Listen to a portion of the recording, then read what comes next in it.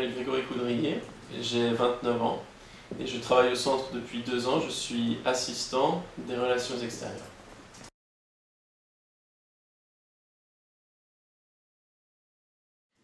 Ma formation la plus récente est une formation en relations internationales que j'ai suivie à l'Institut de hautes études internationales et du développement ici à Genève. J'ai eu une expérience précédente, une expérience universitaire à l'École polytechnique fédérale de Lausanne dans le domaine des systèmes de communication, formation d'ingénieur que je n'ai pas menée à son terme, mais qui m'a permis d'acquérir des compétences dans le domaine des télécommunications du côté de l'ingénieur.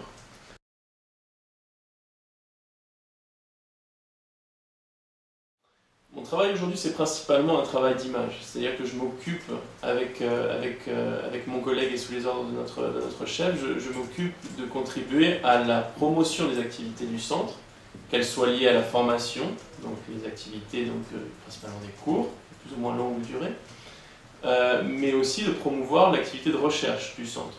Et dans un troisième temps, et en moindre mesure, mais aussi une activité de ce qu'on appelle le dialogue, c'est-à-dire tout ce qui concerne des événements et des conférences liées à la présence internationale à Genève et à l'actualité.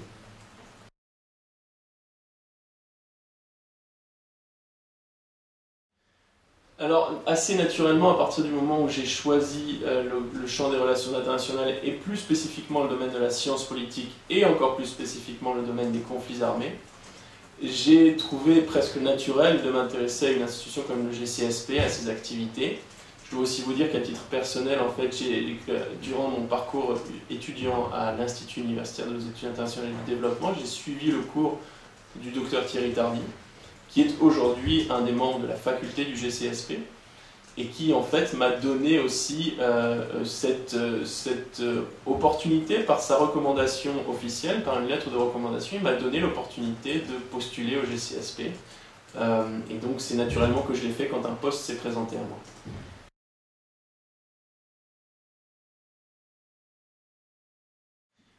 Pour ce travail, je pense qu'il faut, c'est un peu la palissade, mais il faut être un bon communicant, il faut aimer l'image, il faut savoir s'exprimer, il faut savoir aussi ce qu'on va dire, c'est-à-dire non seulement il faut savoir formuler un message, mais il faut savoir ce qu'on va dire, quel est le message qu'on veut faire passer.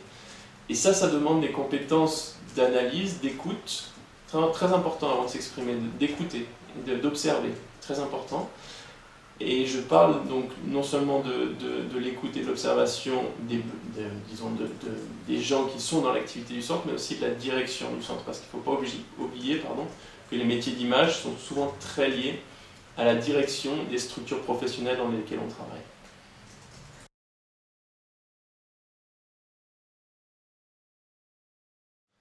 Je dirais que les côtés positifs sont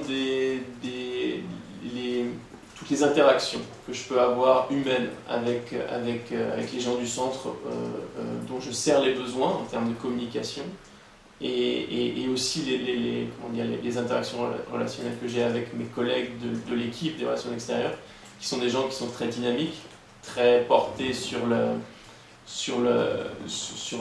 l'avant, sur l'initiative pour aller chercher des médias, pour aller chercher des partenaires, pour aller chercher des intervenants, pour des nouvelles discussions, pour tout un éventail en fait, de raisons. Mais j'insisterai sur le côté humain qui est très gratifiant.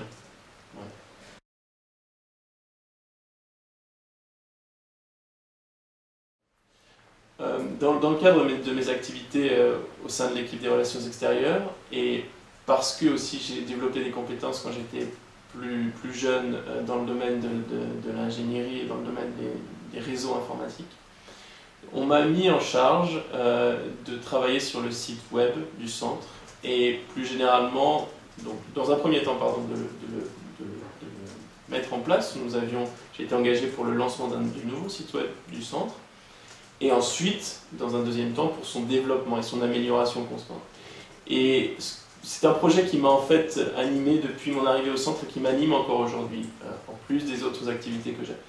Et ce qui m'a plu dans ce projet et ce qui me marque, c'est cette capacité à apporter à un centre qui travaille dans un domaine politique des compétences techniques qui font parfois défaut au secteur public d'une manière générale parce que ces compétences techniques pratiques sont souvent développées dans le domaine, dans le secteur privé.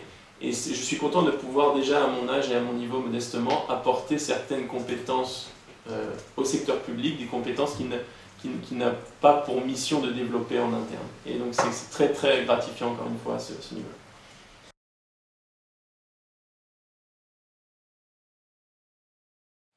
Le problème du secteur public, si je puis dire, c'est qu'il est, en tout cas pour les jeunes diplômés, assez souvent précaire. C'est assez difficile de trouver des stages rémunérés, notamment en tout cas dans le cadre de l'ONU, vous pouvez le constater.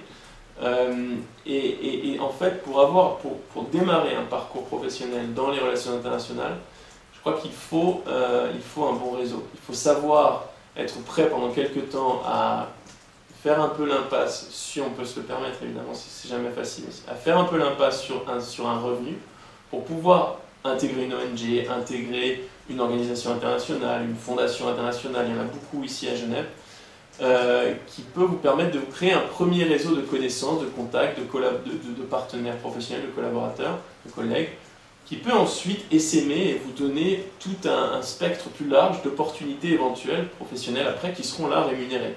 Et il y a un moment difficile, pendant vos études idéalement, si vous pouvez le faire, c'est bien, ou sinon juste après votre diplôme, il y aura un petit moment délicat, si vous n'avez pas vraiment de réseau encore, où vous devrez pendant 6 mois, 1 an, essayer de trouver les moyens de pouvoir travailler sans vraiment avoir un revenu à la hauteur de ce que vous pourriez éventuellement avoir dans le secteur privé.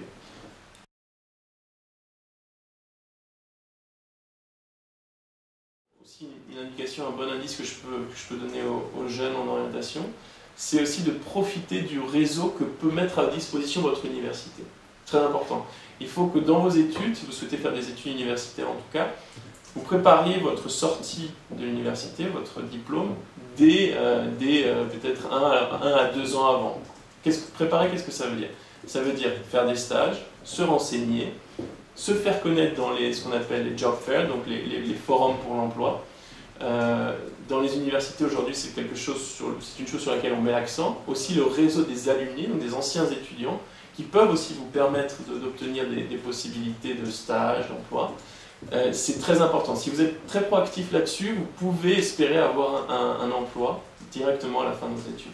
C'est jamais garanti, c'est jamais facile, mais c'est possible. Il faut être proactif, il faut essayer d'aller frapper aux portes, il faut discuter avec les gens. Il faut aussi avoir déjà des expériences, je pense, si on le peut, durant ses études. Dans mon cas, ce qui m'a permis, je dirais, d'avoir cette expérience au GCSP, qui a d'abord commencé par un stage et qui ensuite s'est transformé en emploi, c'est clairement cette recommandation que j'ai eue de ce professeur durant mes études. Ce qui m'a permis, si vous voulez, d'obtenir ces entretiens au GCSP, qui m'a permis de me faire connaître et ensuite de faire valoir mes compétences.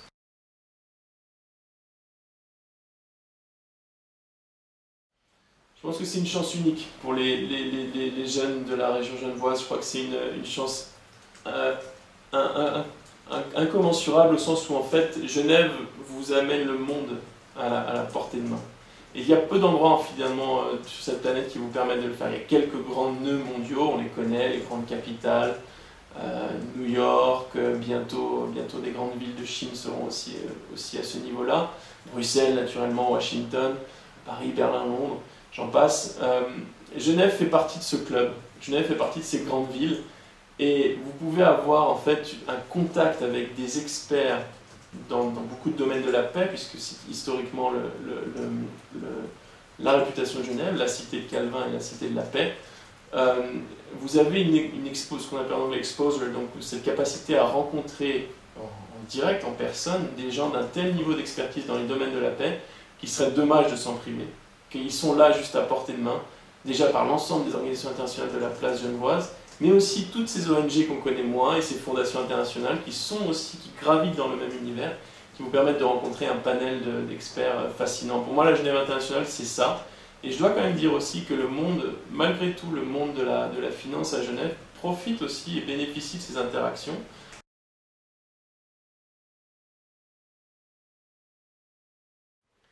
Alors je crois qu'il faut être plein d'espoir, il faut être plein d'enthousiasme parce que le domaine des relations internationales et de la coopération internationale est un domaine fascinant, il est très très large, on ne peut même pas englober, on ne peut pas même pas, je dirais, résumer à deux mots finalement cette richesse d'activités qui peuvent aller de la recherche pure et dure à l'action humanitaire la plus intense sur un terrain d'opération. Je dirais que c'est un domaine qui est fascinant. Voilà. Donc, ce que je pourrais dire aux jeunes, c'est si vous avez l'envie, si vous avez l'énergie, il faut croire en vous, il faut aller démarcher les gens, il faut être humain, il faut être ouvert, tolérant. Et vous verrez la richesse de ce qu'on pourra en retour vous apporter, que ce soit par l'échange humain tout simplement, que ce soit aussi par la stimulation intellectuelle. C'est important aussi de se dire qu'on fait un métier qu'on aime et qu'on œuvre aussi plus généralement pour la paix. C'est quand même une satisfaction quotidienne de se dire qu'à notre modeste, très modeste niveau, on travaille pour la paix. C'est une gratification qu'on n'a pas dans tous les domaines professionnels et dont on peut s'enorgueillir ici. Et pour toutes ces raisons, j'invite vraiment les jeunes à envisager ces métiers qui, de toute façon, pourront leur permettre, si un jour ils veulent quitter un peu ce secteur international et public, qui leur permettront aussi d'apporter des compétences dans le domaine privé.